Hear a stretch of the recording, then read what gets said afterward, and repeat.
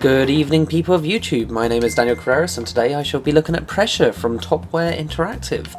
This game was released in March of this year, 2013, and I didn't even realise I had brought it. It was in my Steam library when I checked, so I thought I'd give it a go, considering I have never actually seen anything about this game. So, sorry, I shall get on to more detailed explanation in a second. I'm just going to jump straight into the game to show you a bit more about it, if I can stop pressing the wrong buttons. So first initial impressions were that the graphics were lovely and childlike. It does look like a Pixar film in some senses. So it's a top-down shooter, as well as a racing game, technically. I mean, you do have to race to the end of the level as fast as possible, whilst also shooting as many enemies as possible. The title Pressure comes from the fact that if you look in the top left corner, there's not only your coins and how many points you've got for the current level, but there's also a little pressure meter with your health to the left and the amount of pressure that's inside your car at any given time. You need pressure to keep on going. So defeating enemies does give you pressure. It's also good to try and collect as many coins as you can, as well as trying to speed through to the end as fast as you can. Every car has the ability to boost by pressing the X button on my Xbox controller. Oh, I've never seen a bit of stuttering like that before. Each level is fairly linear. There's not too much deviation you can do on the path. It's always about the same. And sorry, there's a checkpoint, so every time you get a checkpoint you do get your health replenished and your pressure replenished back to full. Well, it depends on the difficulty. On Absurd, you do have nowhere near as much pressure given to you, so I find myself getting right to the end of the game, right to the end of the level, just to unfortunately run out of pressure and die and have to do the whole level again. So it is a case of boosting as much as possible, killing as many enemies as you possibly can. So I'm just over halfway through the level.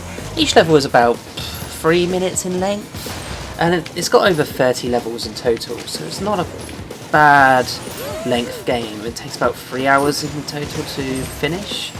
I don't think on my first playthrough I ever had to restart a level from scratch. Oh god, I have been dying quite a lot. Did not notice that, bloody hell. Right, so yeah, my first time through I did notice I didn't really take any damage and I didn't really die or fail on any levels, but I am noticing on the harder difficulties you are struggling to make it to the end. So 3 to 4 hours is a reasonable guesstimate for how long each playthrough will last. It has some cutscenes in between every 10 levels, as well as a unique boss every 10 levels.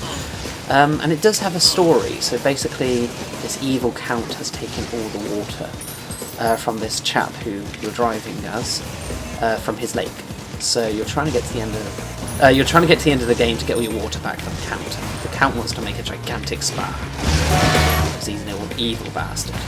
And I am dying like hell. There you go, got to the end of the level. So every level grades you up to 4 stars by how many enemies, how many coins you got, and how fast you done the level. So overall rating was 3 stars. If you get 4 stars in everything, then that's the highest you can get. So this is the menu in between every time you race on a map. So you've got the bistro, where you can talk to the French bloke outside of his little stall.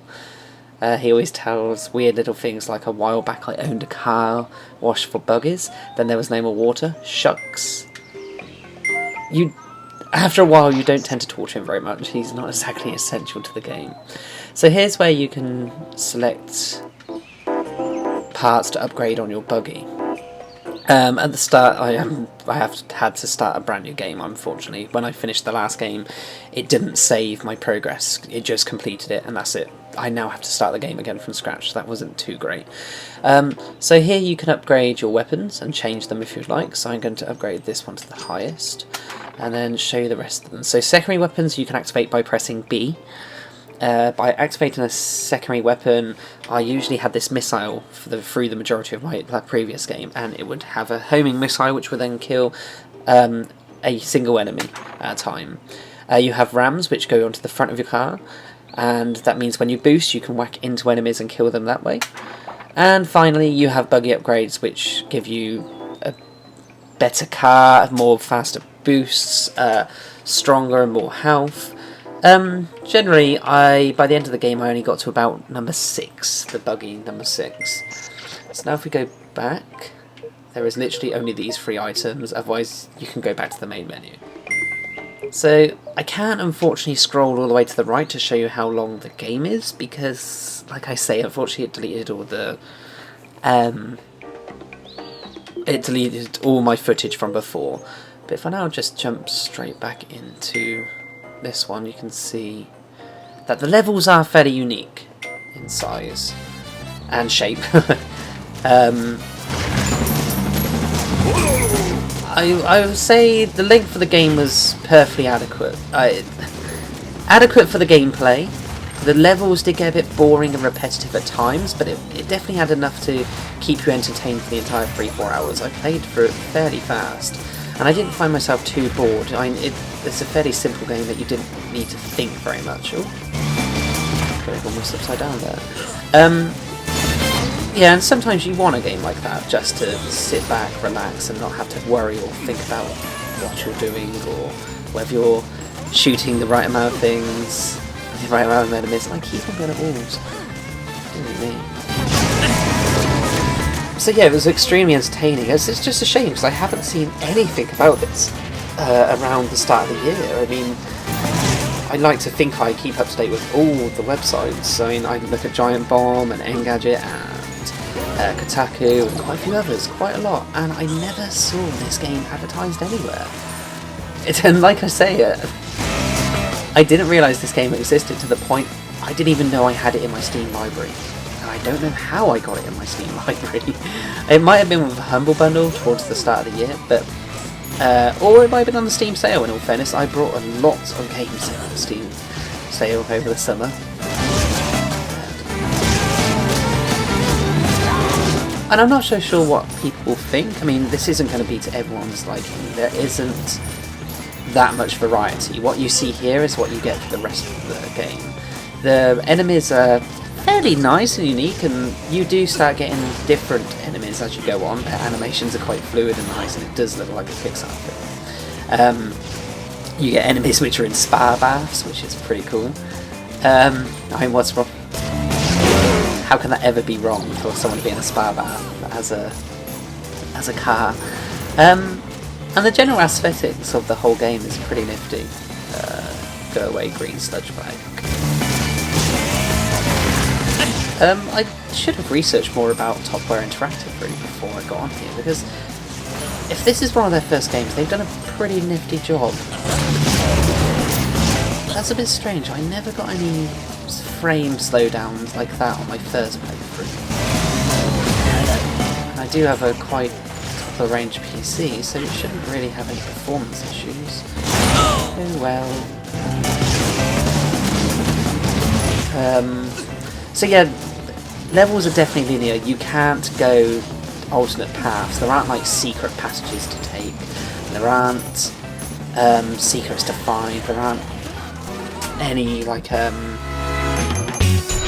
secret items to collect, which would have been actually really nifty if they could have included that, because it would have given you more reason to replay the game. And more replayability is always a good thing for developers of games.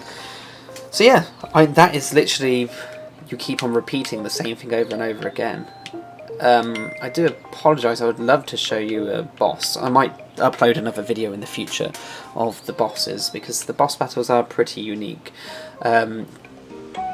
But apart from that, this has been my quick look of Pressure. I mean, by all means give it a go. It's not too expensive. I believe at the moment it's not on sale, so it is $14.99 or $9.99 in the UK.